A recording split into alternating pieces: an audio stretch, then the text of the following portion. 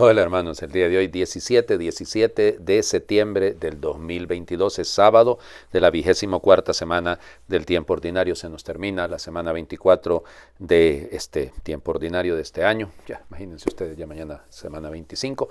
Bueno, hoy es día de San Roberto Belarmino. Roberto Belarmino, siempre se los recuerdo, es el patrono de la Universidad Gregoriana, que es la universidad donde yo estudié, jesuita. Miren, él nace en Montepulciano, eso es en la región de Toscana, pues en el centro de Italia, en el año 1540. Bueno, se llamaba, tenía varios nombres, ¿no? Porque era Roberto Francisco Belarmino, Rómulo Belarmino, creo que era también, había un Rómulo ahí de por medio también. Bueno, miren, desde pequeño mostró un conocimiento, una inteligencia extraordinaria, que este es un genio, es de esos genios de la historia de la iglesia que hay que reconocerlo por todos lados, ¿no? Miren, él quería ser sacerdote, su papá se oponía, su mamá sí, estaba a favor, pero él no quería ser obispo. Fíjense, él era nipote, era sobrino del Papa Marcelo II. Y entonces, claro, en esa época se está caminando hacia el final de este tipo de cosas ridículas que ocurrían en la iglesia, y él estaba llamado a ser obispo, arzobispo o cardenal, porque era sobrino de un papa, pues. Y entonces, pero él dijo, no, voy a entrar en una congregación donde eso va a ser prácticamente imposible. Y entonces entró con los jesuitas cuando tenía 18 años, en 1560. Estudiará ahí en el Quirinal, en el seminario que tenían ellos en el Quirinal. Luego pues pasará a estudiar a Bélgica. De hecho, va a ser ordenado sacerdote en Gante por el obispo de Gante. En 1570 se queda ahí en la Universidad de Lovaina enseñando hasta 1576 más o menos. Y miren, manejaba el griego, el hebreo, el latín, o sea, en una época difícil, ¿no? Era profesor de matemática, era profesor de astronomía. Esto es bien importante, era profesor de astronomía. ¿Saben por qué? Porque a él se le va a encomendar la tarea del juicio de Galileo. Y como tanta gente habla cosas que no sabe, porque nunca han leído, pero ni media palabra, ni media página del juicio a Galileo, entonces terminan diciendo que la iglesia está en contra de la ciencia. Le estoy diciendo que Roberto Belarmino era astrónomo. No se les olvide que Nicolás Copérnico, el creador de la teoría heliocentrista, era sacerdote. Bueno, pero volvemos. Entonces, pues está ya, como les digo, en 1576, llamado de regreso a Italia, y bueno, y ahí, como les digo, entra en un proceso bastante complicado porque, contrario a su voluntad, lo nombran cardenal y luego lo nombran arzobispo. Y no tienen idea ustedes. Igual, le encomendaron varias tareas. A Giordano Bruno también, él era el que coordinó en un momento, pero luego ya lo dejó cuando pasó a ser cardenal, el juicio que se le entabló. Por ahí miro yo en algunos escritos, en algunos tweets, ¿cómo les diría? La ciencia de Giordano Bruno. Han leído lo que está detrás. Roberto Belarmino se pasó 8 años tratando de salvarle la vida a Bruno. Y es que Bruno era un mentiroso. O sea, decía una cosa, luego cambiaba de idea, luego cambiaba de otra. Lo expulsaron los anglicanos, lo expulsaron los luteranos. Desastre completo. Creía en la reencarnación, creía en cualquier cantidad de locuras. Y cambiaba. Era una persona, pobrecito, ¿no? Probablemente era una persona enferma. Pero bueno. Más a eso lo podemos decir hoy en día, ¿no? Con las categorías de hoy en día.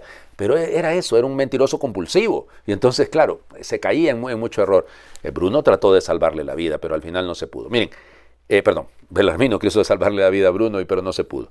A ver, Belarmino, encargado de la creación del catecismo. El catecismo que utilizó la iglesia hasta San Pío X fue el catecismo de Roberto Belarmino. Había un catecismo mayor y un catecismo menor.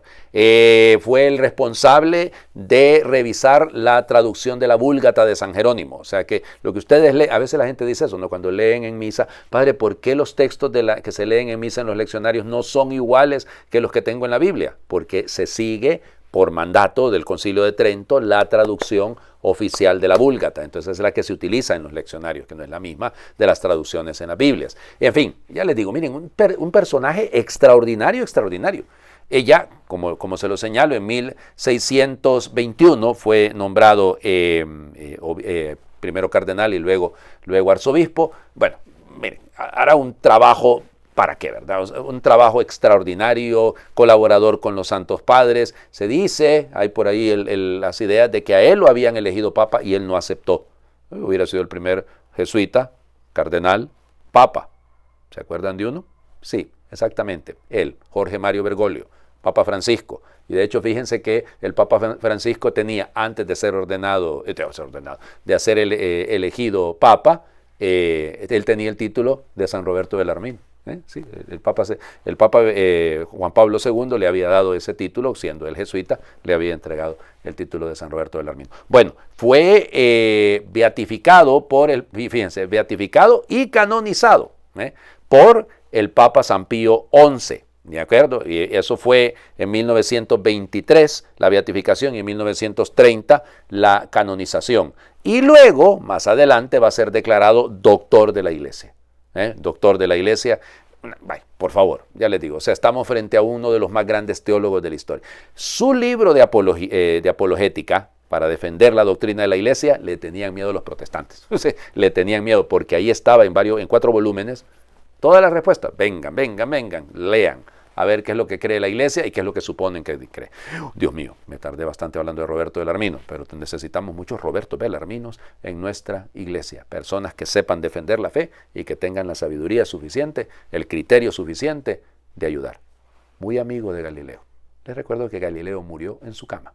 No murió quemado en ninguna hoguera, como a veces salen diciendo por ahí. ¿Y saben quién le ayudó? Fue él, fue Roberto Bellarmino. Bueno, vamos. Primera carta a los Corintios, dejamos de leerla hoy. Ya a partir de la próxima semana leeremos otro texto, a partir del lunes. Capítulo 15, lectura litúrgica. Hermanos, hay algunos que preguntan cómo resucitan los muertos, qué clase de cuerpo van a tener. Es que no se han puesto a pensar que el grano que se siembra tiene que morir para que nazca la planta. Lo que se siembra no es la planta que va a brotar, sino solamente la semilla, por ejemplo, de trigo o de cualquier otra cosa. Lo mismo sucede en la resurrección de los muertos. Se siembra un cuerpo corruptible y resucita incorruptible. Y se siembra un cuerpo miserable y resucita glorioso. Se siembra débil y resucita fuerte. Se siembra un cuerpo puramente humano y resucita un cuerpo vivificado por el Espíritu Divino. Pues si existe un cuerpo puramente humano, también existe un cuerpo vivificado por el Espíritu. En efecto, la Escritura dice que el primer hombre, Adán, fue un ser que tuvo vida. El último Adán es espíritu que da la vida. Sin embargo, no existe primero lo vivificado por el Espíritu, sino lo puramente humano. Lo vivificado por el Espíritu viene después. El primer hombre, hecho de tierra, es terreno. El segundo viene del cielo.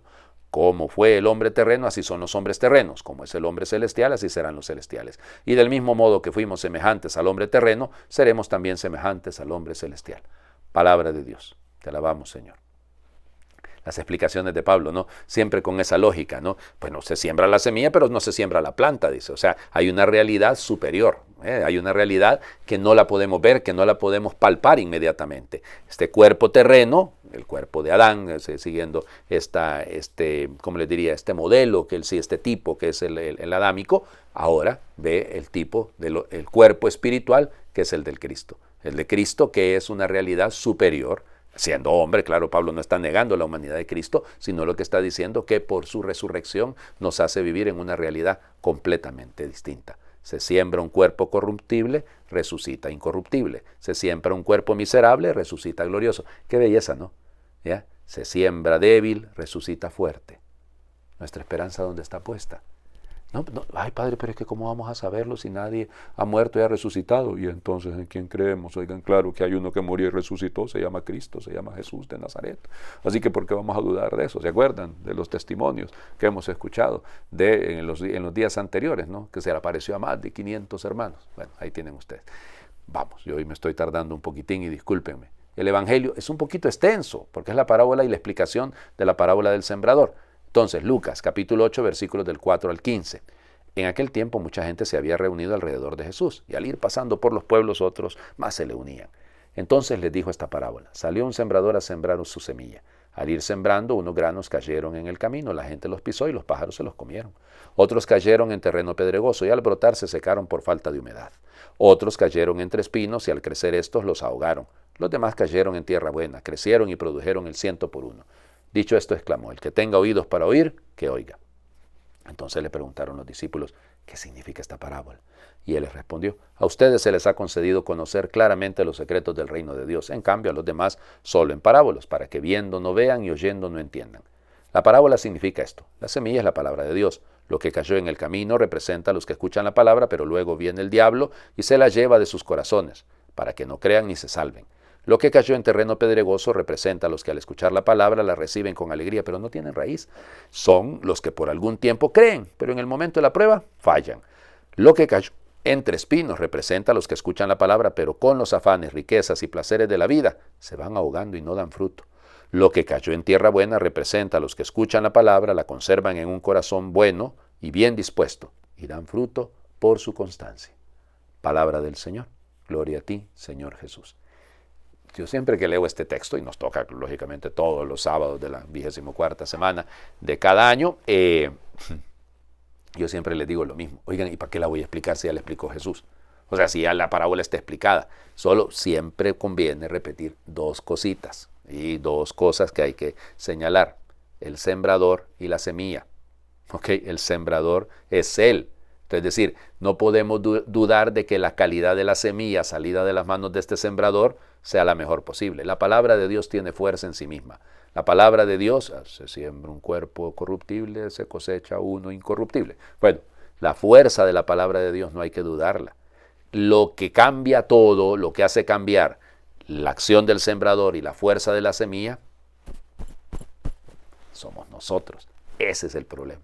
O sea, ¿qué tan bueno es el terreno? Si aquí lo que queda claro, si hay un espinero en nuestra vida, si hay tantos afanes de riqueza, de poder, de placer, si hay un pedregal en nuestra vida, porque para todo estamos ahogados por nuestras propias pasiones y no tenemos constancia, entonces ese es entonces, ¿qué es lo que hay que hacer? Corte los espinos, bote las piedras, para que pueda la semilla encontrar esa fuerza, esa potencia que tiene, un terreno apto. De eso se trata. Pero no se les olvide, el que tenga oídos para oír, que oiga. Porque lo sembrado pasa por los oídos, comienza siendo discípulos para conocer la voluntad del Maestro. Bueno, les invito a hacer oración. Quien siembra, siembra con esperanza, aunque el terreno no sea el mejor y tenga piedras, zarzas, calveros, lugares yermos, pisados caminos y aves en el cielo al acecho. Quien siembra, siembra con esperanza, aunque no sea dueño del tiempo, de las lluvias, de las heladas, de los vientos, de las sequías, ni de los calores que secan el terreno. Quien siembra, siembra con esperanza, aunque no distinga la semilla, ni entienda los procesos de germinación, ni los milagros encerrados en la simiente que lanza la tierra. Quien siembra, siembra con esperanza, aunque solo esparce en la tierra y en los corazones semillas pequeñas, semillas sin prestancia, semillas de mostaza, pues sabe que el Señor del campo y de la semilla confía en Él y en su tarea. Quien siembra, siembra con esperanza, aunque no sea suya la semilla, ni el terreno, ni sea dueño del tiempo, ni sepa de climas, aunque la experiencia le diga que hay cosechas que fracasan a pesar del cuidado y de cántaros de gracia. Quien siembra, vive la esperanza, sueña en parábolas, lanza buenas nuevas, goza la temporada y anhela la cosecha. Pero a veces las preocupaciones le hacen pasar las noches en claro y nada se soluciona hasta que se duerme en tu regazo. Saldré a sembrar para continuar tu tarea y cuentes historias que florezcan en gracia. Amén. El Señor esté con ustedes y por intercesión de San Roberto Belarmino les bendiga a Dios, que es Padre, Hijo y Espíritu Santo, y su bendición descienda y les acompañe siempre. Muy feliz fin de semana para todos.